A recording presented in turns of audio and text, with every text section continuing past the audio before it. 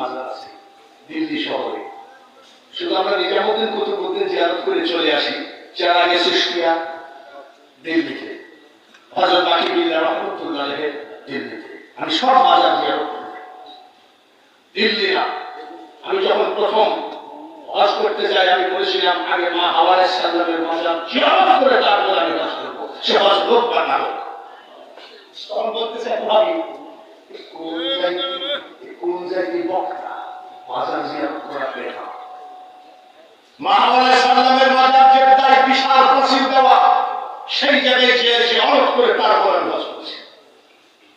ভাই আমার মনে হয় আমি কারো বিরুদ্ধে বলি নাই, আওয়ামী লীগ, বিএনপি, জাতীয় পার্টি, জামাত কারোর বিরুদ্ধে বলি নাই এবং বিরুদ্ধে বলা জানিও না। তবে একটা লোক আমার মোটেও মানতে রাজি না যে আমার নবীর বিরুদ্ধে বলে এবং অলির বিরুদ্ধে বলে। হযরত বাকিবিল্লাহর এক নবী 12 বছর হয়ে গেছে। 12 বছর বলতেছে হুজুর 12 বছর দুধের বেটা দিলা কেন? আপনার কাছে 12 বছর ঘুরতেছি, আপনি মারিফতের কথা বলেন না কেন, খালি শরীয়তের কথা বলেন? ও তুমি মারিফত শুনবা বলে হ্যাঁ, আপনার কাছে 12 বছর ঘুরতেছি, মারিফতের কথা বলেন না বলেন? সে বাপ আমার তো আর সময় নাই, আমি কালকে মারা যাব, পরশুদিন আমার জানা যাও। তুমি বললে আরো আগে বললে না এখন বললে আমার সময়, আগামীকাল মারা যাব, পরশুদিন আমার জানাজা হবে। জানাজায় লোক কাতার হয়ে দাঁড়াবে, বোরখা পরা কালো বোরখা পরা এক লোক ঘোড়ায় চড়ে এসে আমার জানাজা করবে।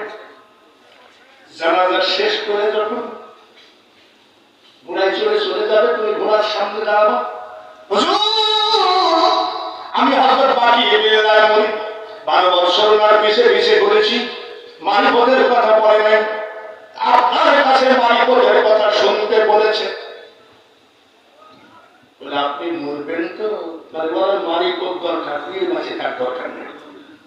হ্যাঁ মরবো। তোমার আসবে তো? হ্যাঁ। সত্যিকারী হযরত বাকিবিল্লাহ রহমাতুল্লাহ আলাইহি মারা গেলেন। পরের দিন জানাজা, লোক কাতার হয়ে গেছে। এই মুরিদ বারবার তাকে ঘোড়ায় চড়ে আসে না কেন? কালো বোরখা পরা লোকটা এসে জানাজা করে শেষ করে মুনাজাত করে কেবল ঘোড়ায় উঠবে। এই 12 বছরের বলিদান বলে হুজুর দাঁড়িয়ে যান। বলে কেন? বলে একটা কথা আছে। বলো বলো। ওদের ঘোড়া ছাড়বে না। আপনি যারা জানাজা করলেন বাকিবিল্লাহর আমি মুরিদ 12 বছর ওনার পিছনে ঘুরেছি, মারিফতের কথা বলে নাই। যখন জিজ্ঞাসা করলাম আসছিল একদিন হায়াত আমাকে বলে নাই, আমাকে বলেছে আমি কালকে মারা যাব, পরশুদিন জানাজা হবে।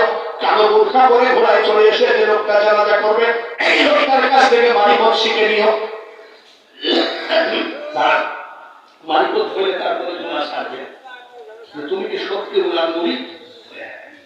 উনি কি সত্যি বলেছে আমার কাছে মারিফত জানতে? বলে আপনারা কি দেন এরকম কেন? আমি কি মিথ্যা কথা বলছি? থাকে আচ্ছা মারিফত দেখবা না শুনবা? বলে দেখবো। দেখবা বলে বোরখার মুখটা খুলে বলছে মারিফত ইনি হযরত বাকিবিল্লাহ রহমাতুল্লাহ আলাইহি।